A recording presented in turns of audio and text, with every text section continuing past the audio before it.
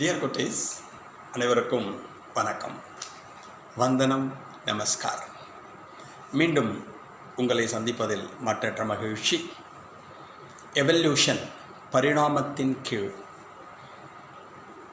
Theories of biological evolution, உயிரிய பரிணாமத்தின் கீழ் வரும் சில கோட்பாடுகளை பற்றி காணப்போகின்றோம். உயிரிய பரிணாம கோட்பாடுகள் அப்படின்னு ஞாபகம் வச்சுக்கோங்க.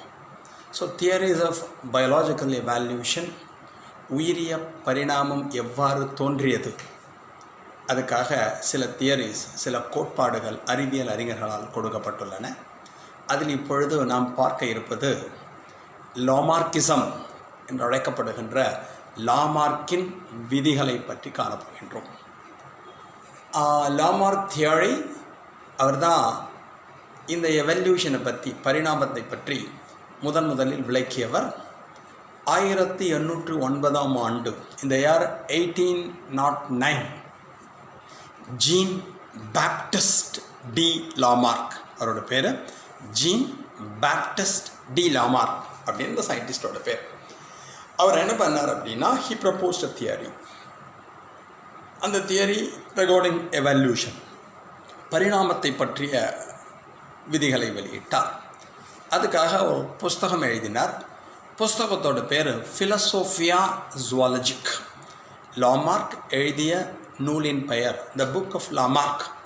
அப்படின்னா ஃபிலசோஃபியா ஜுவாலஜிக், விலங்கியல் தத்துவம் என்று அழைக்கப்படுகின்ற ஒரு நூலினை அவர் எழுதினார். ஓகேயா, this book based on two basic principles. அதாவது லாமார்க்கின் இந்த புத்தகம், லாமார்க்கின் விதிகளை எடுத்துக்கொண்டோம் என்றால் இரண்டினை அடிப்படையாக கொண்டது. One, the basic principle 1, the law 1, the theory of use and disuse. The theory of use and disuse அப்படின்னு சொன்னால் பயன்படும் மற்றும் பயன்படாத கோட்பாடு என்று நாம் வைத்துக்கொள்ளலாம். ஸோ சயின்டிஸ்டோட பேர் ஜீன் பாப்டிஸ்ட் டி லாமார்க். எந்த வருஷம் புக்கு எழுதினார்? இந்த இயர் 1809. புஸ்தகத்தோட பேர் என்ன? ஃபிலசோஃபியா ஜுவாலஜிக் ஆர் ஃபிலசோஃபியா ஜுவாலஜி, விலங்கியலின் தத்துவம் என்ற ஒரு நூலை எழுதினார். And this book are Lamarckism based on two basic principles. இரண்டு கூற்றுக்களை அடிப்படையாக கொண்டது, இரண்டினை அடிப்படையாக கொண்டு அமைந்தது. Number 1, the theory of use and disuse, பயன்படும் மற்றும் பயன்படா கோட்பாடு. Second is the theory of inheritance of acquired character, பெறப்பட்ட பண்புகள் மரபு கடத்தல் கோட்பாடு என்று இரண்டாவது கோட்பாட்டை கூறுவார்கள். So first is law of use and disuse, பயன்படும் பயன்படா கோட்பாடு. செகண்ட் எடுத்துட்டோம்னா the theory of inheritance of acquired character, பெறப்பட்ட பண்பானது மரபு கடத்தப்படுதல் கோட்பாடு என்று வைத்துக்கொள்ளலாம். ஃபர்ஸ்ட் சொன்னது என்ன? Theory of use and disuse. Use and டிஸ்யூஸ்னால் பயன்படும் பயன்படாது. Organs that are used often will increase in size and those will not used will disappear. அதே கவனிங்கோ, organs that are used often will increase in size and organs those will not used will disappear. எந்த உறுப்பானது தொடர்ச்சியாக பயன்படுத்தப்படுகிறதோ அந்த உறுப்பானது நன்கு வளர்ச்சியடையும், மேம்பாடடையும். எந்த உறுப்பானது சரிவர பயன்படுத்தப்படாமல் இருக்கிறதோ அது பின் நாட்களில் மறைந்துவிடும். அவ்வளோதான். ஸோ எந்த பார்ட்டை, எந்த ஆர்கனை நம்ம கண்டினியூவஸாக யூஸ் பண்ணிகிட்டே இருக்கோமோ அது நல்லா வளர்ச்சி அடையும். The size is somewhat enlarge, பெரிதாக மாறும். எந்த பார்ட்டை யூஸ் பண்ணாமல் இருக்கோமோ அது டிஸப்பியர் ஆகிடும். இதுதான் first basic concept, basic principle. அதுக்கு எக்ஸாம்பிளாக அவர் சொன்னது neck in the giraffe, very good example for use theory. அதாவது பயன்படும் கோட்பாட்டிற்கு மிகச்சிறந்த உதாரணம் ஒட்டகச்சிவிங்கியின் கழுத்து. பயன்படா, அதுக்கு example absence of limbs in snakes. பாம்புகளில் கால்கள் காணப்படாமல் இருத்தல் என்பது பயன்படாததற்கு எடுத்துக்காட்டு. அந்த காலத்தில் ஜிராஃபி இருந்துதான் ஆஃப்ரிக்கன் ஃபாரஸ்ட்டில். அப்படியே கிராஸஸ்லாம் கீழே தின்னுட்டே இருந்துதான், புற்களை மேய்ந்து கொண்டிருந்தது. புற்கள்லாம் பேட்டு, அப்புறம் சின்ன சின்ன ஹர்ப் சிறு செடிகளை சாப்பிட்டுட்டே இருந்தது. கொஞ்ச நாள் கழித்து சிறு செடிகளும் தீர்ந்து போயிடுது. Because that population is more, எண்ணிக்கை அதிகமாக இருந்ததுனால. எது? ஜிராஃபியோட எண்ணிக்கை. அப்புறம் ஷ்ரபை புதர் செடிகளை தின்னுட்டே இருந்தது. அப்புறம் புதர் செடிகள்லாம் இலை எல்லாமே போயிடுது. அதுக்கப்புறம் பெரிய மரம் இருக்குது பாருங்களேன், மரத்துலேருந்து இலையை கடிக்கிறதுக்காக தலையை அப்படியே நீட்டிகிட்டே இருந்துதான். அப்படியே நீட்டி ரொம்ப ரொம்ப எக்கி பண்ணதுனால நெக்கு பெருசாக போயிட்டான். இதான் அவர் சொன்னது. ஓகே, அதை சயின்டிஃபிக்கலாக நம்ம அக்செப்ட் பண்ணிக்கலேங்கிறது வேறு, பட் அவர் சொன்னது ஃபஸ்ட்டு. அப்படின்னா சத்தியமூர்த்தி எப்போ பாரு பேசிகிட்டே இருக்கான். என் வாயில் எனக்கு ரொம்ப யூஸ்ஃபுல்லாக இருக்க பாட்டு, உடம்புலனா வாய் தான் ரொம்ப பெருசு. அப்போ நான் பேசிகிட்டே இருக்கேன் 29-30 வருஷமாக வாத்தியாரா. அப்போ என்னோடய வாய் மட்டும் எப்படி இருக்கணும்? குரோக்கடைல் சைஸ் மாறணும். இதுதான் அதுக்கு அர்த்தம்.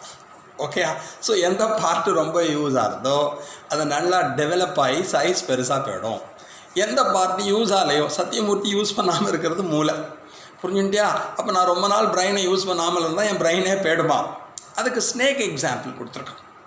ஸ்னேக் கொடுக்குறப்ப முன்னாடி அதுக்கு நம்ம மாதிரியே கைகால் இருந்தது, ஊர்ந்துட்டே இருந்தது, அதை சரியாக யூஸ் பண்ணிக்கவே இல்லை. அதனால் இந்த லிம்ஸ் இப்போ எடுத்து, பாம்புகளில் கால்கள் ஆரம்பத்தில் இருந்தன, அதை சரியாக பயன்படுத்தாமல் இருந்ததால் கால்களே போய்விட்டது அப்படிங்கிறது. அதான் உனக்கு absence of limbs in snake. ஒரு காலத்தில் இருந்திருக்கும், அது இல்லாமல் போயிடுத்து. ரீசன் என்னென்னா சரியாக யூஸ் பண்ணலை, டிஸ்யூஸ். ஓகே, சத்தியமூர்த்தி வாய் குரோக்கடைல் சைஸ்ன்னு ஞாபகம் வச்சுக்கோ. நான் யூஸ் பண்ணாத பார்த்து பிரெயினே எனக்கு கரைஞ்சி போயிடுதுன்னு வச்சுக்கோ. ஏன் அது மாதிரி இருந்ததுன்னு வச்சுக்கோ. இதுதான் ஃபர்ஸ்ட்லாம் உனக்கு ஈஸியாக புரிஞ்சுக்கிறதுக்காக அது சொன்னேன். அவர் சொன்ன எக்ஸாம்பிள் வேறு. வளர்ச்சி அடைதலுக்கு ஜிராஃபியோட நெக் சொல்லியிருந்தார். அதே மாதிரி லிம்ஸ் இருக்குது பார்த்தீங்கன்னா, தட் இஸ் பாம்புகளின் கால்கள் இல்லாமல் இருத்தல். இது ஃபஸ்ட். செகண்ட் எடுத்துட்டோம்னா the theory of inheritance of acquired character, பெறப்பட்ட பண்புகள் மரபு கடத்தல் கோட்பாடு. அப்போ பெறப்பட்ட பண்புகள், அக்வயர்டு கேரக்டர்ஸ் அப்படின்னா என்ன அர்த்தம்? அது சிம்பிளாக சொல்லணும்னா characters that R developed during the life time. நம்முடைய வாழ்க்கை முழுவதும் செய்கின்ற சில காரியங்களால் சில பண்புகள் நமக்கு தோன்றுகின்றன. That characters are known as acquired characters. The characters that are developed during the lifetime of an organism. ஒரு உயிரினத்தில் வாழ்நாளின் பொழுது தோன்றுகின்ற சில பண்புகளுக்கு acquired characters, பெறப்பட்ட பண்புகள் என்று பெயர். And these are inherited. அந்த பண்புகள் அடுத்த தலைமுறைக்கு கடத்தப்படும். இது அவர் சொன்னது. ஓகேயா?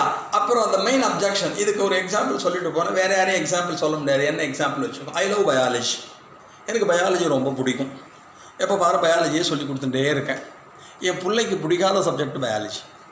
இப்போ law of inheritance of acquired character அப்படின்னு சொன்னால் பெறப்பட்ட பண்புகள் மரபு கடத்தல் கோட்பாடு என்று கூறினால் என்னுடைய குழந்தைக்கு பிடித்த பாடம், என்னுடைய பையனுக்கு பிடித்த பாடம் என்னவாக இருந்திருக்கணும்? பயாலஜியாக இருந்திருக்கணும். இல்லை. ஸோ இவரோட தியரிக்கு மெயின் அப்ஜெக்ஷனே இதுதான். So law of inheritance of acquired character என்பது மக்களால் ஒத்துக்கொள்ளப்படவில்லை. It is not accepted by the scientist. அறிவியல் அறிஞர்களால் இது ஒத்துக்கொள்ளப்படவில்லை. அதுக்காக ஒரு சயின்டிஸ்ட் ரிசர்ச் பண்ணார்.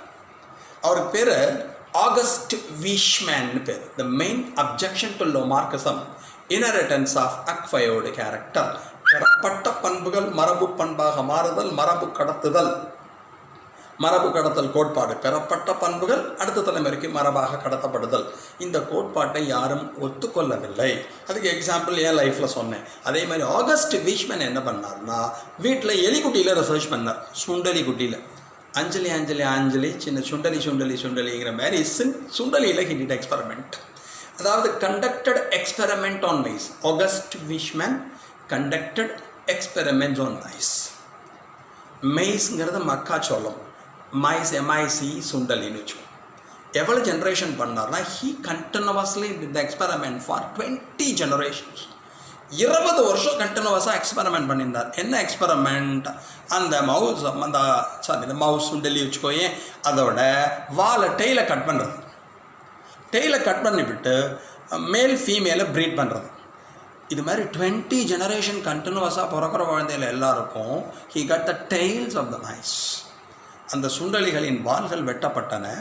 And in breeding takes place, அவர்களுக்கிடையே ப்ரீடிங் கலப்பு செய்யப்பட்டது. அப்போ பிறக்கிற குழந்தைகள் ஃபார் 20 கண்டினியூவஸ் ஜெனரேஷன் அது மாதிரி பண்ணினப்பையும் பிறந்த எல்லா எலிக்கும் டெய்ல் இருந்தது. அப்போ இவர் சொன்ன பிரகாரம் law of inheritance of acquired character, பெறப்பட்ட பண்பானது மரபு பண்பாதல் அப்படின்னு இருந்தால் பிறக்கிற குழந்தை சுண்டலி எதுக்குமே வால் இருந்திருக்கக்கூடாது. அதனால் law of inheritance of acquired character, பெறப்பட்ட பண்பு மரபு பண்பாதல் என்பது மக்களால் நிராகரிக்கப்பட்டது.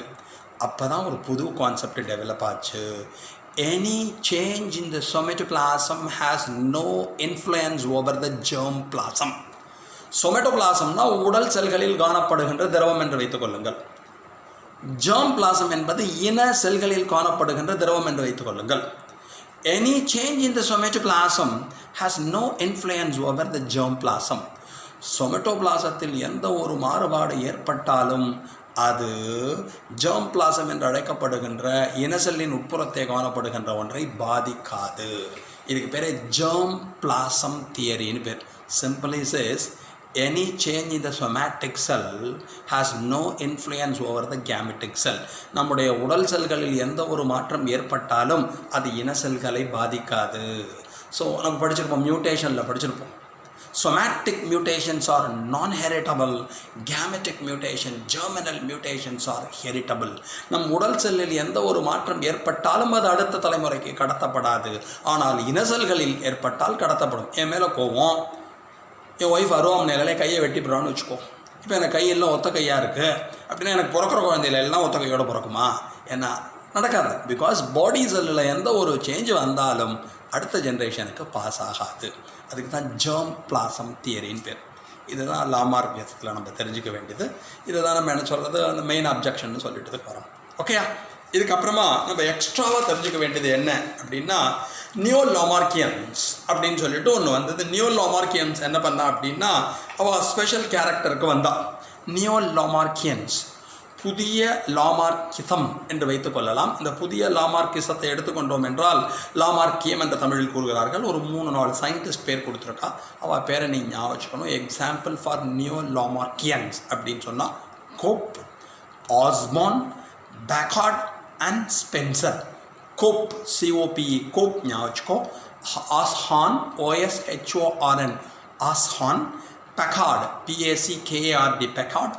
And Spencer. இவா எல்லாம் அதுக்கு புதுக்கு எக்ஸாம்பிளாக இருக்கும். இவா என்ன சொன்னான்னு வச்சுக்கோங்களேன், any change in the environment may influence the internal structure of the organism. அதாவது புறச்சூழலில் ஏதாவது ஒரு மாற்றம் ஏற்பட்டது என்றால் அந்த மாற்றமானது அதன் உட்புறத்தை ஏதாவது வேறுபாடுகளை தோற்றுவிக்கும். என்விரான்மெண்ட் மே இன்ஃப்ளூயன்ஸ் த ஹெரிடிட்டி. பாரம்பரிய பண்புகளை சூழலானது பாதிக்கலாம் என்பது தான் நியோ லாமார்க்கியம் என்று அழைக்கப்படுகின்ற நியோ லாமார்க்கிசத்தோட கோட்பாட்டில் நீங்கள் ஞாபகம் வச்சுக்கணும்.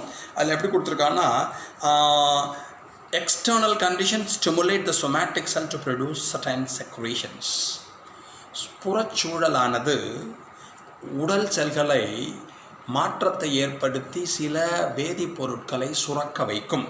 That secretion reaches the cells through blood and bring about variations in the offsprings. அந்த உடல் செல்களில் சுரக்கப்பட்ட வேதிப்பொருளானது இரத்தத்தின் மூலமாக இன செல்களுக்கு எடுத்து செல்லப்பட்டு அந்த இனசெல்களிலிருந்து சந்ததிகளுக்கு சென்று சந்ததிகளில் வேறுபாட்டை உருவாக்கும். Any change in the environment, சூழலிலே ஒரு மாறுபாடு ஏற்படுகிறது. It stimulate the somatic cells of the organism. அந்த உயிரினத்தின் உடல் செல்களில் ஒரு மாற்றத்தை ஏற்படுத்தும். The somatic cells secrete certain chemicals. அந்த உடல் செல்கள் சில வேதிப்பொருட்களை உருவாக்கும். That secretions carried by the blood into the gametic cells. அந்த வேதிப்பொருட்கள் இரத்தத்தினால் இன செல்களுக்கு எடுத்து செல்லப்படும். அந்த இன செல்கள்லேருந்து என்ன ஆகும்? It is inherited to the subsequent generation. அடுத்த தலைமுறைக்கு கடத்தப்படும். And it causes variation in the offspring. அது புதிய உயிரினங்களில், தட் இஸ் சந்ததிகளில், புதிய உயிரினம் அல்ல சந்ததிகளில் வேறுபாட்டை தோற்றுவிக்கும் என்பது தான் நியோ லாமார்க்கியன் கோட்பாடு. Okay, thanks a lot for hearing. Thank you.